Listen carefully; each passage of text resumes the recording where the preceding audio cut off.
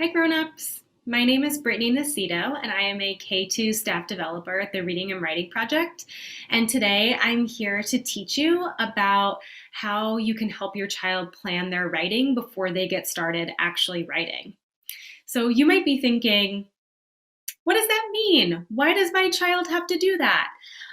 And so I want to give you a couple of reasons why this is important for a child to plan before they start writing. So when a child plans before they start, first is that they are developing a cohesive plan for how their story or their book is going to go. Second, it helps them remember all of the things that they want to say in their book before they actually get started. Three, it also helps to develop their oral language. So the more your child tells their story, the more they'll be practicing that language themselves, and then the more they'll be able to write later. So today, I'm going to give you 4 ways that your child can plan their writing. Okay. One way your child can plan their writing is by touching and telling. And this is something that your child's teacher is probably teaching them in their classroom, virtual or in person. And touching and telling literally means touching the paper that they're going to write on and storytelling or practicing the thing that they're going to say. So if I was going to do that with this booklet, I would start like this. One day, my grandma and I were at the park. It was so much fun. We were playing and sliding and swinging. Then my grandma said, "Brittany, it's time to go. We have to get ready for dinner."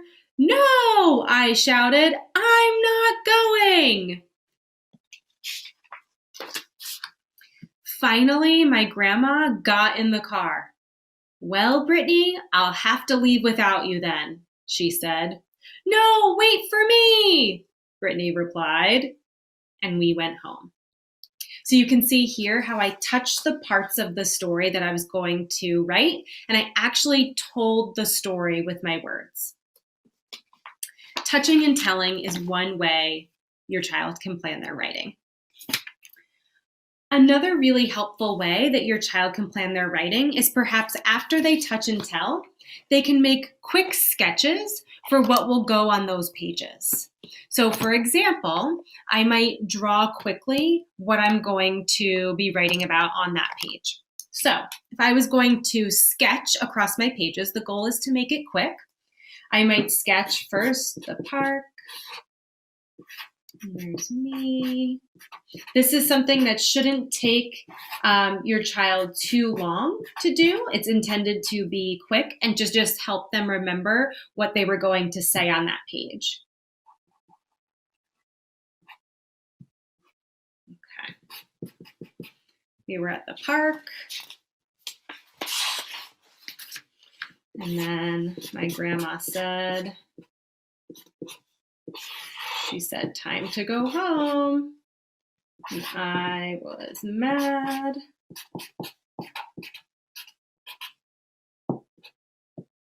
I said, "No, I'm not going." Right? And then I would draw the last part of us getting in the car and driving away. So sketching across the pages helps your child, again, practice that story before they write it. And then it also helps them remember their story, because if they don't finish their story today, which is totally fine, they have a way of going back and remembering the parts. Another way your child might plan their writing is in words or phrases. So if your child is in 2nd grade, they might decide, and moving away from drawing pictures, they might decide to jot some words or phrases on the page as a way to remember. So as your child is telling their story, they could jot the parts. So if I was going to do that, I would say, "My grandma and I were at the park. We were having so much fun. We were swinging, we were sliding, we were running." And I might say, "at the park." And maybe I want to write grandma here, right? And then I turn the page. Grandma said, "Time to go home." And Brittany said, "No, I'm not going." right? So, no, that's the part that I want to remember. No, I'm not going. And then the final part of my story, my grandma said, then I'm driving away. And I said, wait for me, right? And we both got in the car and we went home. So that's another way that your child can plan their writing, which is through pictures. And then finally, the last way your child can plan their writing is on their fingers. They could actually tell the parts of their story across their fingers as they say it. Each finger would represent a page or a part of their book. And this is going to be a really helpful way to write if your child is writing in a notebook or on blank paper so that they can plan how many pages they're going to need. If your child is writing in a notebook or blank paper, they can tell their story across their pages. So in my case, I need 3 pages for my story. And then you might teach your child to plan in their notebook and count the number of pages they're going to need, making a spot for the picture and for the words. So if I'm going to need 3 pages, right, I might put at the park is what I want to call my story at the top, right? And then I'm saying 1, right? And I can even write the little number here. And this is going to be for my picture. This will be for my words. 2, 3. And your child could do this if they're writing on blank paper as well, so that they've collected the number of things, pages that they need to write on. So here are 4 ways that your child can plan their writing.